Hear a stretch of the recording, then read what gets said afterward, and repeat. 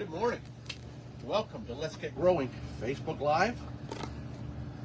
We're in the greenhouse this morning. We hadn't planned to be in the greenhouse this morning, but the skies opened up and forced us to change things around a little bit. So we're going to look at a couple of things indoors here, particularly some of the begonias. There's some neat new begonias out there for containers and beds and planters, hanging baskets, window boxes, etc. So we're going to look at a couple of those.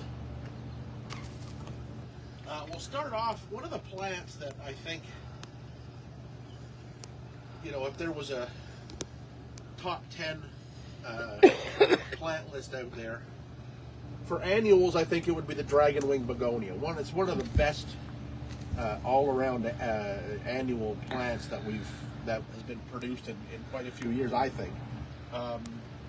It's a really terrific one. It's upright, it's floriferous, it's fast-growing, it's versatile. You can use it in shadier spots, you can use it in sunny spots. When you go through some small towns and you see just how much it's being used by municipalities in their street window hanging baskets and stuff, it just gives you the testament of how strong a plant it is. Well, last year we had the white-flowered form of dragonwing come out. So we got dragonwings. Ours are just starting to come into bloom. They're right there. They're looking great. Just starting to come into bloom.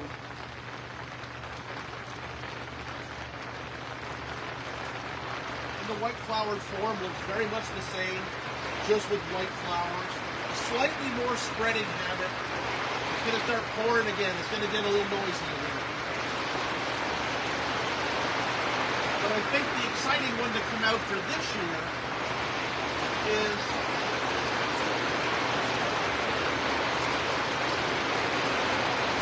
dragonwing red with bronze leaf. So look at the amazing leaf color that this has. Now, dragonwing will get a bit bronze in full sun, but this is going to hold a lot of that bronze in shadier conditions as well, so it should be fantastic.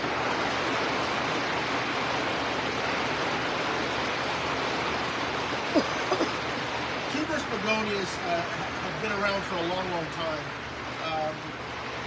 We see them mostly where we don't even think maybe that they're tuberous begonias because we call them non-stops.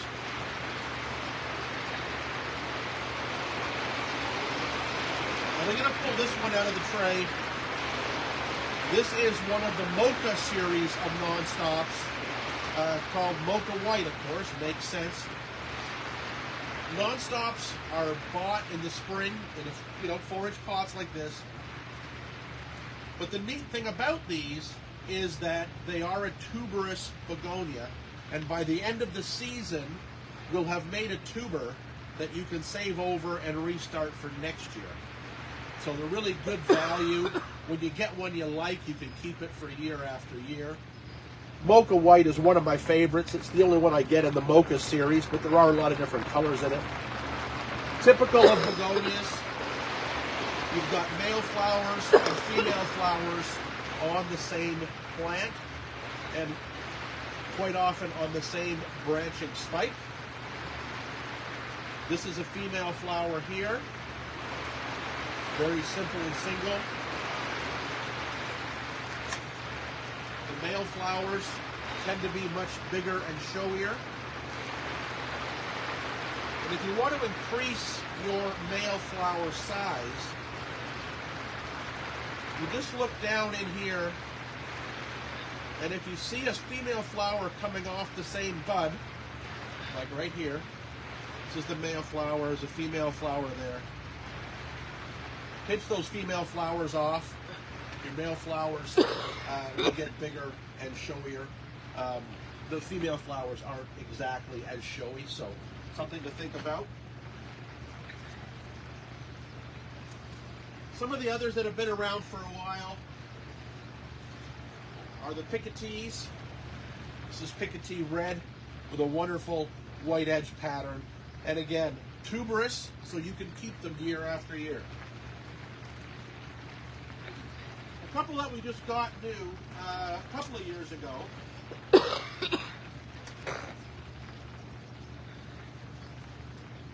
Is the Fragrant Falls series. Now, not all begonias are fragrant, but some of them are wonderfully fragrant. And the Fragrant Falls series definitely are. They're more of a trailing begonia. Still a bit upright now, but the flowers will come out. They will droop. Great for hanging baskets and things. This is Fragrant Falls Peach. There's a nice, sort of a yellow with a nice peachy background. Then there is a Fragrant Falls Yellow as well, which has a nice solid overall yellow. And the fragrance is fantastic. So great for hanging baskets, window boxes, near where you sit. Again, tuberous, so you can keep the tubers year after year. One other little item about begonias and tuberous begonias. If you ever look at a begonia in a tray and look at the way they grow, begonias are kind of one-sided. So if you look at it from this side, lots of flowers, lots of fullness. If I turn it around, there's nothing there. So when you're planting your tuberous begonias, always make sure that you face the leaves that are pointing the direction you want to see the flowers. Because if you'll notice, all the flowers are coming off the side that the leaves are pointing to. So if you're putting them in a container, don't plant them like this with this side facing out. Turn them, have the leaves pointing to the outside of the pot, and you'll get the best show of flowers that way. Just going to search over the table here. One of my favorite tuberous begonias. I got to reach back here. This is Begonia boliviensis. So Begonia boliviensis is a species begonia. It is a tuberous begonia, and it has quite a different flower look and shape from sort of our more cultivated tuberous begonias. Now this is a selection called Santa Cruz. It's grown from seed, but again, tubers. And you can keep them from year to year. Our biggest tuber we had of this particular one got to be 12 inches across. It was huge. So you could keep these things for forever, basically. And I love these boliviensis because the flower shape is different. I love the orange. You'll find these in a lot of different colors now for window boxes and hanging baskets and things. There's a lot of boliviensis hybrids out there because boliviensis has been one of the species that's been used in breeding tuberous begonias for years. But there's been a big, since this guy came on the market actually, there's been a big push towards these new boliviensis hybrids with these long, narrow petals. Extremely floriferous, extremely easy to grow. Often in their first year, they're somewhat trailing, but you can see the growth habit on this guy is kind of a semi-upright, semi-trailing habit. They get quite bushy, fairly tall, extremely floriferous. Great word to say first thing in the morning. Watch for these. Begonia boliviensis are fantastic begonias for your planters and things. Now another group that we've had forever are the old semperflorens. So you'll see the bedding begonias, you know, they're still around. You get them in 4-packs. You plant them out as bedding. They've been in the, you know, in the industry, in the garden centers forever. You get the old varieties, whiskey, gin, vodka. They were all different foliage colors, different flower colors, sort of whiter pink or red flowers, and then whiter pink or red flowers on a bronze foliage. A number of years ago, breeders started bringing out bigger plants. So we've got the Bada Bing series, the Bada Booms. There's a whole bunch of them out there, megawatts, etc., etc., etc. And these are all bigger versions of the semperflorens or seed-grown begonias, or wax begonias, if you want to call them, give them a common name, wax begonias. I'm trying this one this year because it really caught my eye. This is the Stonehenge wax begonia. If you look at this, so these are just a couple of months old. They've been sitting in quite a shady spot, so they're not really tight at the moment. But look at how many shoots are coming from the base of this plant. Unbelievably dense, vigorous growth. These are going to get 2 feet tall and 2 to 3 feet across in one season. I'm really looking forward to trying these. They should look amazing in baskets, big containers, or in the ground. You know, if you've got a spot where you like to use begonias in the ground, try these Stonehenge varieties. I just got the rose pink this year, but so far I'm loving them already, just because the amount of growth they've put on and the denseness and the number of side shoots is going to make really big, really full plants. Should be a really interesting one to look forward to. What have we got else in the way of the begonias here? We can, what were you saying, Laura? I was going to say, I think those are all nice and added to your mixed baskets and mixed containers and things, but there's such a variety of leaf colors and design. You can get into the begonia family, just, you know, is a never-ending thing. I'm just going to grab this tray here. And just, this is a series of cane-type begonias that we've got from Harmony Begonias in Florida. We don't have many of them for this year, maybe 1 or 2 plants of each, but look at these fantastic leaf patterns, big clusters of flowers, a wonderful shrubby habit. Begonias are just, you know, fantastic plants. Even without their flowers, they add to your containers. Yeah, you know, look at the foliage color in that thing. This is I don't even know which one this one is at the moment, but amazing. These cane begonias make great shrubby plants and are actually really easy to grow and really easy to keep over for the winter indoors. And then you compare it to that. You got that guy there. That is Looking Glass, another shrubby type begonia with wonderful silver foliage. Really rivals the Rex begonias, but generally tends to be easier to grow. So that's kind of nice. Especially for me. I don't do well with Rexes, but there are some Rexes out there. And I'm going to get Laura just to move out of the way for a second. I'm going to pop off camera real quick. I'm going to grab 3 Rexes that we are growing. Because breeders, of course, love the look of Rexes. They love the colors that they have in the leaf, but they can be finicky plants. So I'm going to just grab a couple of these Rexes, and then I'll be right back on camera. That's not them. No, I know. Yeah, okay.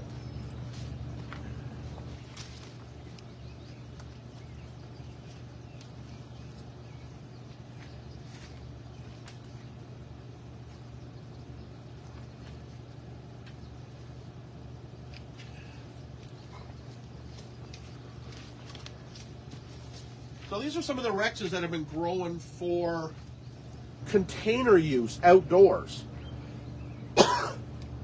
You know, it's one thing I would have never ever thought would be possible, is to use Rex begonias as bedding in containers. Always in shady spots, of course, remember that.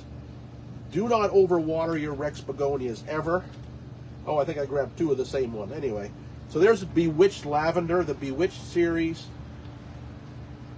Wonderful foliage. This is one of the Dib series called Rothko. Really amazing dark red and burgundy leaf. Really wonderful. They've actually come along really, really well.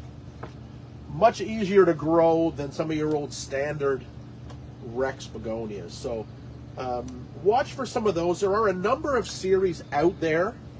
And if you see Rex begonias in your annual section at a garden center, don't worry, it's these new type of Rexes that are really bred to be much tougher plants.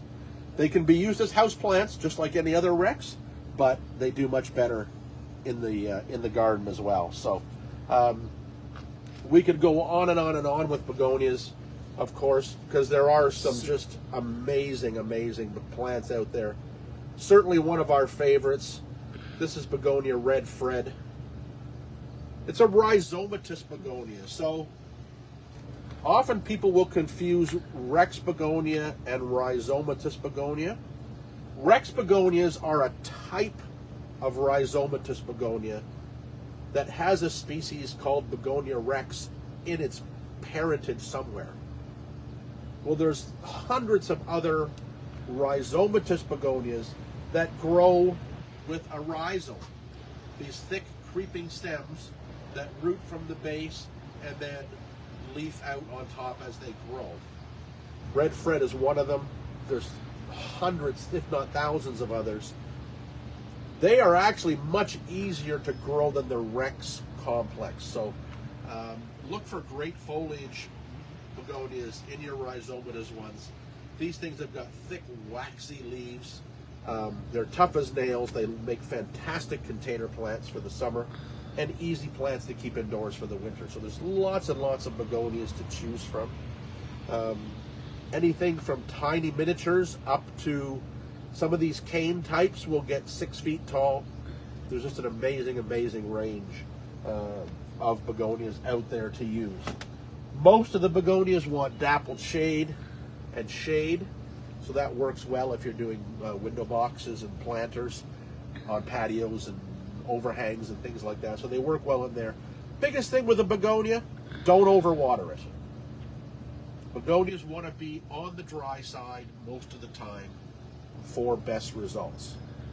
Overwatering a begonia will quickly kill it, so you need to be careful. If you look, you can see they're quite dry, these Rexes, but still looking great. These will probably get watered today, but you don't want to keep them sopping wet. It's the worst thing you can do for a begonia. You got any questions popping up this morning, Laura? Are rhizomatous different than fibrous begonias? Yeah, so a fibrous begonia would be more like these guys. More like the Stonehenge ones, the wax begonias, or your Rieger begonias. They're a little more shrubby. See the stems with the leaves, a little more shrubby. They don't actually have a creeping stem. They have a stem like a geranium, bushy and upright. So the rhizomatous are a bit different unto themselves. Jeff, begonia Santa Cruz. Yeah. Doug is hoping that it will trail because he's ordered several of them from you. Does it trail? In its first year, yes. It will eventually want to be an upright plant. It seems like when you keep them over, they want to be strongly upright. Now, what I would do with these guys now is, if you're going to use them as a trailer, you're going to want to help them trail a little bit. So when you're planting them in your pots and things, plant them on a bit of an angle, get them sort of leaning the way you want. Yeah.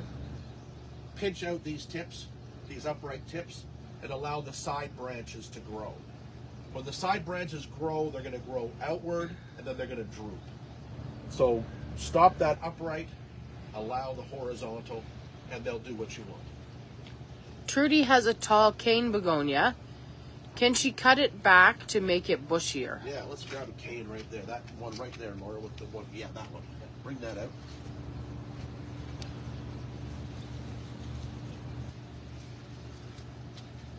They're in sort of good-sized forage pots there, so. Yeah, so here's a cane begonia showing its typical growth habit. Very upright. You can see why they call them cane-type begonias, because they get like bamboo-like canes. And this guy here, this guy will get 4 to 5 feet tall easy. But if you want to keep them shorter, just like any other plant, you just go up to the growing tip. You can pinch it out, just like that. And that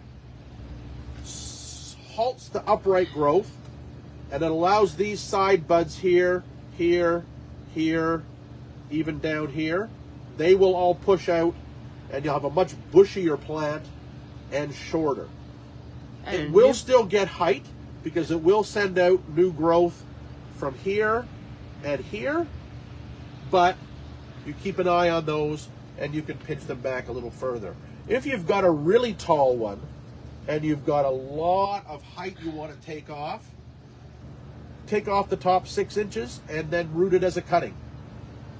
You know, then you can always stick that cutting back in the bottom of the pot and use it as some extra bushiness from the bottom. But they will get bushy. If you look here, this has been pretty packed in with other begonias and stuff. But if you look here, even at the base, right here, 1, 2, 3 shoots, all coming from the ground. So pinch your tips. That encourages this growth here and this growth here, and you'll have a nice, compact, bushy, cane-type begonias. How much sun will they take? Part shade? Question mark. Most begonias will put in about 50% sun. Hot afternoon sun is not the best. Good morning sun is great. You'll know if a begonia is getting too much sun because you will see the leaves changing color and getting somewhat sunburnt. Some varieties can take more sun than others. The Santa Cruz begonia we've grown, the Boliviensis we've grown in fairly sunny conditions. Certainly, I have seen the dragon wings in full sun and doing quite well. And when they go out into full sun, you will see bronzing of the foliage. They almost get a suntan. When they're in less sun, foliage is green, but it doesn't stop them from performing really well. So most begonias, 50% sun would be sort of ideal. What is behind you with the long tendril and only one clump partway down over your shoulder? Is that one of the Hoyas there? This guy here, this is one of our Hoya collection, one of the Carnosa types. And this is how they bloom. So, you know, it's funny when you see people say, oh, my Hoya never blooms, my Hoya never blooms. Well, it has to grow these long, leafless shoots to flower. So it's going to bloom here. We follow this down. We go all the way down here. And right here is another flower bud. Now, once you've got these flower buds formed, I don't know if I can find one. Oh yeah, this one here. They'll grow, I don't know if you can see that one. I can't take it down because they're all tangled up. They grow this peduncle here. So the flower buds are there. This one has bloomed before, and then it will bloom again.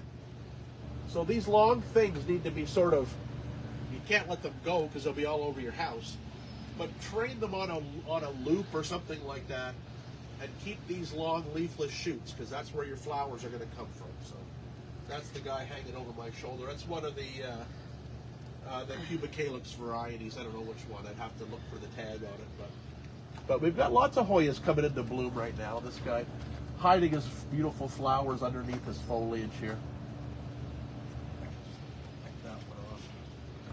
Hoya flowers are quite amazing. If you look at them up close, they can be really fantastic. And, you know, interesting thing, Hoyas have milky sap when you break them apart. If you look really closely at the flower, next time you look at a milkweed flower, you'll see the similarities, because milkweeds and Hoyas are related. So no fragrance on that one, but some of the Hoyas are amazingly fragrant as well. So question about magnolia trees. Sure. Bonnie says that her magnolia tree, the blossoms have never opened and are brown. And she knows the one next door is the same. Any thoughts? Has this been happening? Is that this year or is it a continual thing? Hard to say. Hard to say. Sometimes weather is a magnolia's best friend and worst enemy. More often than not, magnolias flowers brown off because they get frozen or frost at just the wrong time. For us, we had magnolias that, You know, we got some cold snaps after some warm weather, but they were still in their fuzzy buds, and they were fine. Once they start breaking those buds and are going into their petals, if you get frost, you lose your magnolia flowers, and that's usually why you see the browning off of magnolia flowers. That brings us to the end of our questions. All right. Well, we'll wrap it up. We'll have a quick look. We talked about these way back. We'll have to talk about them again. Our tillandsias are all coming into bloom in the greenhouse here now. Just absolutely gorgeous plants. I just love them. This one here, look at this guy here. Look at the color on that. Can you lift it off there? I can't lift it off there at the moment because it's tied on, but that's one of the Iowantha tillandsias called Fuego. When tillandsias turn that color, they're going to bloom. So these guys are all going to come into bloom. We're going to get spikes of little purple flowers shoot out from that gorgeous red foliage. So much fun. That's something for another day, though. We'll wrap it up now. Thanks for joining us. We'll see you next time on Let's Get Growing. And the rain has stopped, so there we go.